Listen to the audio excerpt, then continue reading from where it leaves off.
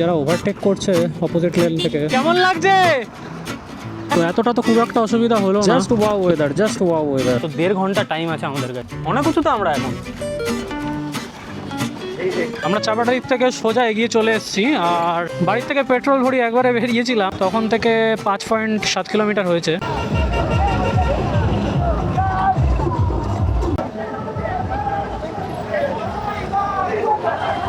এতক্ষণ খুবই জোরে বৃষ্টি পড়ছিল, তাই রেকর্ড করছিলাম না, বাট এখন চালু করলাম ক্যামেরাটা। একটু আগে পর এখান থেকে মিছিল যাচ্ছিল ট্র্যাকে করে করে, আর সবার মুখে একটাই আওয়াজ, জয় শ্রীরাম। ভেবেছিলাম তাড়াতাড়ি বেরোবো, এখন বাজে 5:07, লেট হয়ে গেল। তো আজকে আমার সাথে আছে রনি আমার পেছনে, আর পেছনে রিজু আছে।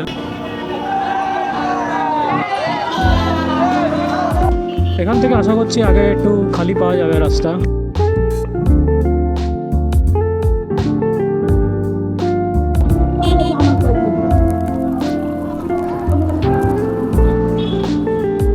আরে ভাই, মানে আছে। আজকে আমার বাড়ির থেকে ডেস্টিনেশন 26 কিলোমিটার, এখন সবে 9 কিলোমিটার হয়েছে। ফাঁকা রাস্তা আছে তো অসুবিধা হবে না, খালি একটুখানি যারা ওভারটেক করছে অপোজিট লেন থেকে, এই বাজে ওভারটেক করার জন্য একটুখানি সমস্যা হবে, তাছাড়া খুব একটা প্রবলেম হবে না। ওয়েদার তো খুবই সুন্দর, বৃষ্টিটা এখন পুরোপুরি থেমে গেছে, একদম ঠান্ডা হাওয়া দিচ্ছে। কেমন লাগছে?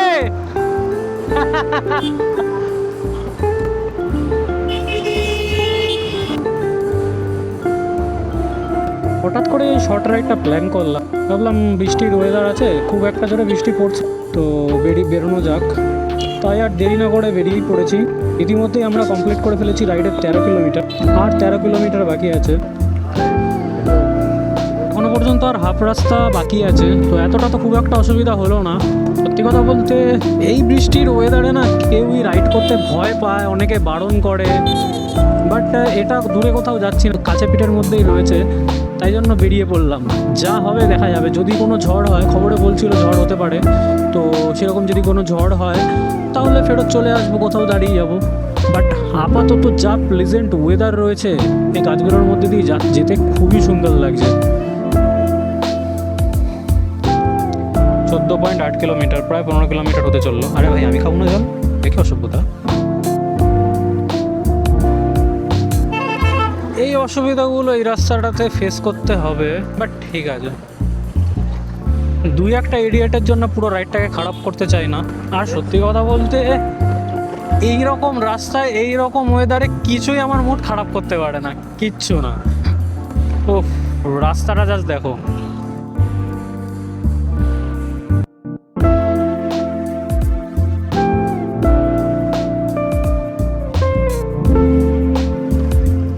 বিরা রেলওয়ে স্টেশন, বদর বনগা, এটা হলো বিরা চৌমাথা।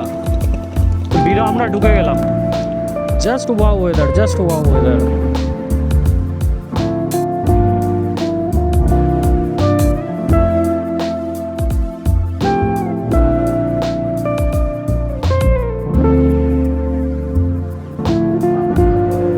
এই স্টেজটা রাস্তার কন্ডিশন যথেষ্ট ভালো আছে।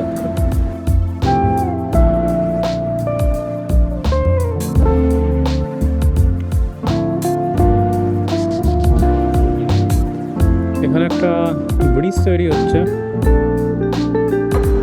আমাদের রাইডের 22 কিলোমিটার হয়ে গেছে, আর মাত্র 4 কিলোমিটার বাকি আছে। দেখা যাক কতক্ষণ টাইম লাগে। এখন বাজে হলো 5:45। সায়েন্স পার্ক ওপেন হয় 2:30টার সময়, আর 7:30 অবধি থাকে, তারপরে আর ঢুকতে দেয় না। আর পার্কের সম্বন্ধে বাকি ইনফরমেশান তোমাদের চলো ওখানে গিয়েই দিচ্ছি। আমরা এখন অশোকনগরের স্টেশনের রেলগেট ক্রস করলাম। এই আমরা অশোকনগর ছেড়ে হাবড়ার দিকে এগোলাম।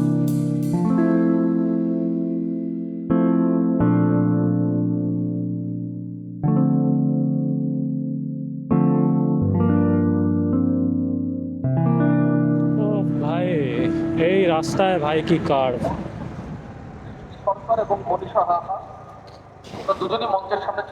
জাস্ট মজাটা এসেছিল, একটা স্পিড ব্রেকার চলে আসলো। যদি বা উচিত এখানে স্পিড ব্রেকার দেওয়ার, কারণ এটা একটা পাড়ার মধ্যে, কেউ যদি এরকম কর্নারিং করতে করতে আসার সামনে দিয়ে কিছু একটা চলে আসে তাহলে তো হয়ে গেল।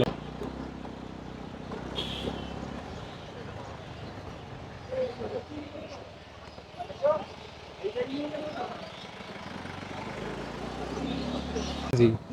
আচ্ছা, গাড়ি কোথায় রাখা যায়? গাড়ি পার্কিং, আচ্ছা গাড়ি পার্কিং সামনে।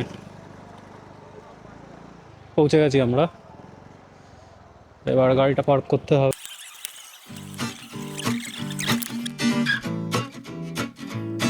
পৌঁছাতে আমাদের সন্ধে হয়ে গেল, এখন 6:05 বাজে, বাট 7:30 অবধি খোলা আছে, তো 1.5 ঘন্টা টাইম আছে আমাদের কাছে। দেখা যাক 1.5 ঘন্টায় কী কী করা যায়।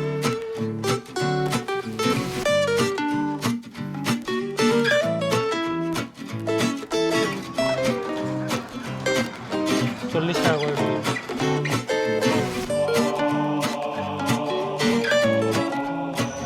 দাঁড়াতে পারবে তোমরা, দাঁড়াবে না, দাঁড়াবে না মানে এর ওপরে উঠে দাঁড়াবে না, এটা দাঁড় করাতে তুই এমনিও পারবি না, অনেক উঁচু তো আমরা এখন। আমি চোখ বন্ধ করলাম, ঠিক আছে, আমি পারছি না। আমরা কি জলে এখনো জলে পৌঁছায়নি ভাই, এখান থেকে পড়ে গেলে মরবো।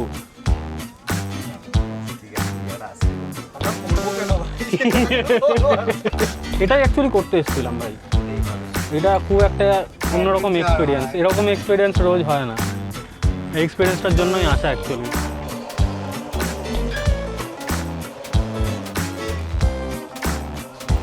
এবার এবার উল্টো দিক প্যাডেল কর।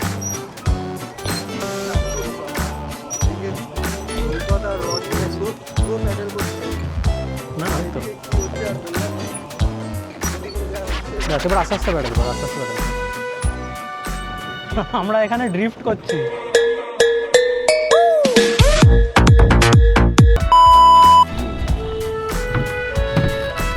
টেস্ট করে দেখ কেমন।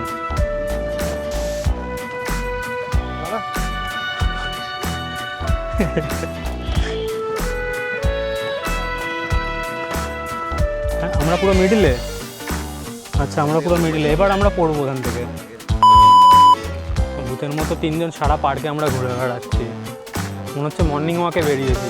7:30 বাজে, এখন আমরা বেরিয়ে যাচ্ছি এখান থেকে। এটা হাবড়ার ক্লক টাওয়ার।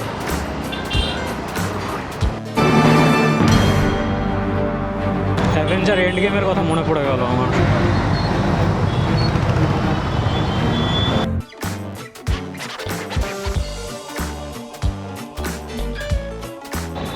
পাগল, লাইট তো নামা। আরে ভাই, সবাই যদি এত বড় বড় লাইট জ্বালিয়ে যায় আমরা কি করব? আরে বাপ রে বাপ।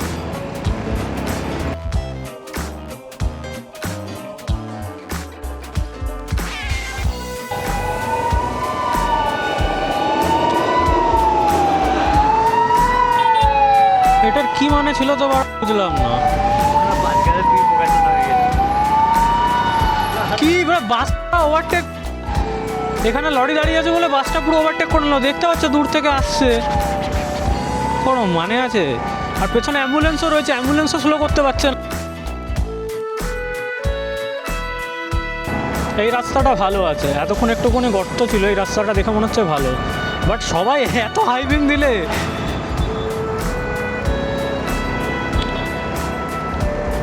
বাহ, ব্যাগে রিফ্লেক্টরটা দেখতে খুব সুন্দর লাগছে, খুব কাজের জিনিস পরে চালাচ্ছে ভাই।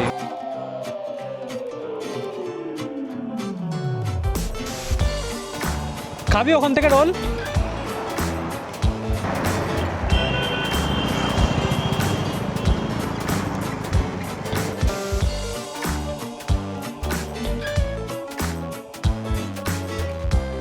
70 টাকার এগ চিকেন রোল খেয়ে আমরা এখন আবার রওনা দিয়েছি। তো আজকে আমাদের রাইডের টোটাল ডিস্টেন্স হলো 52 কিলোমিটার্স, যার মধ্যে 40 মিটার কভার আমরা করে নিয়েছি আর 12 কিলোমিটার বাড়ির জন্য। ভাই ফোনেই ব্যস্ত, ভাই যে আর বেডরুমে নেই সেটা ভাই জানেই না।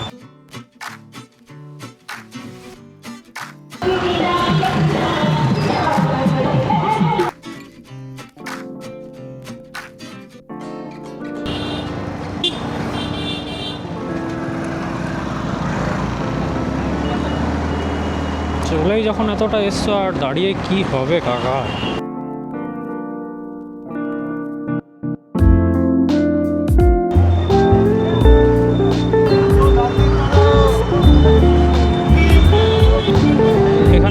আসছে বলে রাস্তা আটকে দিয়েছে বা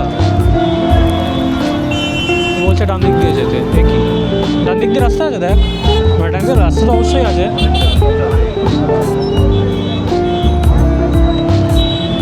এটা তো আসতে অনেকক্ষণ টাইম লাগবে ততক্ষণ তো ছাড়বেও না বেরিয়ে যা অনেক সব পালাই